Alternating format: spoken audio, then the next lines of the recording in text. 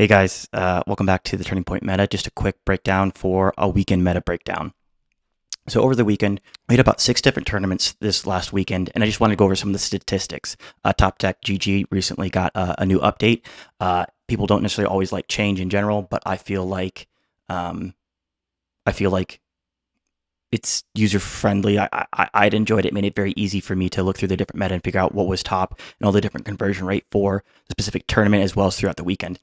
So with the ban list, it's been interesting because this is the first time that we've had major tournaments where cards are banned. 2 of the tournaments in general, the Olympic Command Challenge Series and the River City tournament, both had a lot of cards that were banned.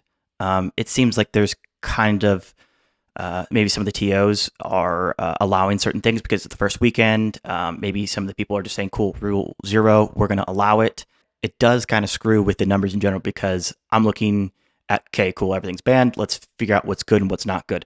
In the 6 different tournaments, 50% of them were either mostly had banned cards or one of the top 16 had a banned card. The Penrose Park one, Garuda, had a banned card in it, whereas the Olympic Command and the majority of the River City had a lot of bans. There was Kinnan, Timna Thrasios, and one Najila pilot didn't have anything that was banned in there. So looking over it for the numbers, for the bans meta, I mean, 50% conversion rate on Magda, Timna Tana, Quark Sakashima. Obviously, Timna Tana, Quark Sakashima only 1 out of 2 entries, and Magda 5 out of 10 entries for 50%. So it looks really good, but let's break it down even further. What's the other conversion rate? So the next one on the list is going to be Rogsai at 7 out of 17 for a conversion rate of 41%. Pretty good. Rogsai's been doing pretty good before the bans, and then after the bans, not too much has changed there either. Timna Thrasios is one of the real winners in general. I think it's not necessarily taking over Blue Farm's spot, but green is really good right now. 8 top 16s, 21 play total for a 38% conversion rate, which is really insane for a weekend, especially the first weekend. Like I was saying, Najila, before 2 out of 3 made top 16s, but one of those had stuff that was banned in it. So really, for the banned meta, it's going to be 1 out of 3 for a 33% conversion rate for Najila. Sisei, quite interesting. Some people said that this deck was going to die, but I don't think so. I think there's a lot of really good pilots with it in general. 3 top 16s for the entire weekend and 10 play total for a 30% conversion rate. Still very, very good for a weekend. Kinnan it seems like a very good winner in general. A lot of people do play this deck in general. Outside of Timna Krom, it was the second most played deck of the weekend that made top 16, which is pretty insane. So it's 7 top 16s out of 26 and the conversion rate of about 27-ish%, which is pretty insane. Next one on the list is Timna Krom, Blue Farm as we all know it. 6 out of 35 or 17% conversion rate. So a lot of people played it.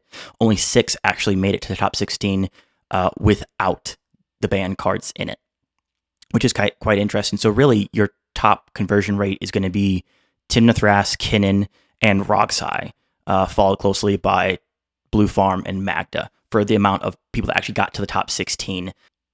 Respect Rogsai quite a bit because they had some really, really good pilots in general. 7 out of 17. That's a really good conversion rate. And then Magda, I love Magda. 10 people entered, 5 people actually converted. One tournament got 4 in the top 16, which was absolutely insane. But then going over to these other 3 tournaments that kind of skew the meta in general and definitely have an interesting conversation. So Kenrith didn't even meet top 16 without a banned card at all.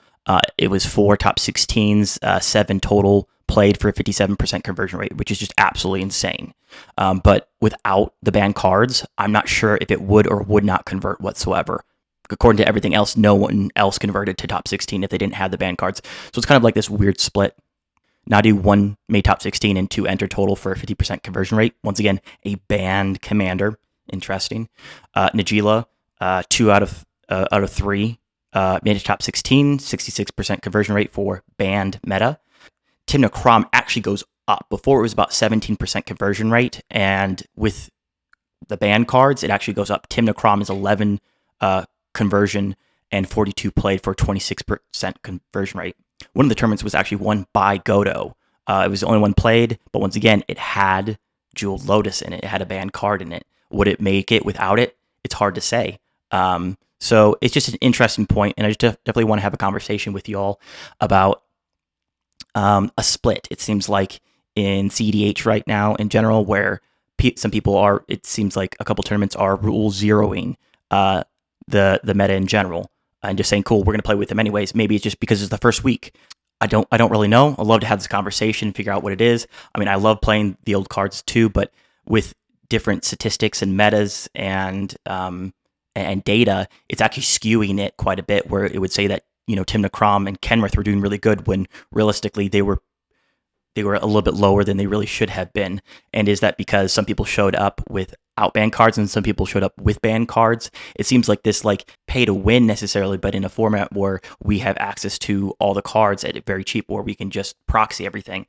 There's a new announcement in general that Wizards of the Coast is going to be taking over the rules committee. Read over it quite for a short period of time in general. Excited to kind of see what's going on with that, because we just need some stability in what is CDH and what isn't CDH. And right now, with nothing against the TOs whatsoever, but I don't know what's going on there.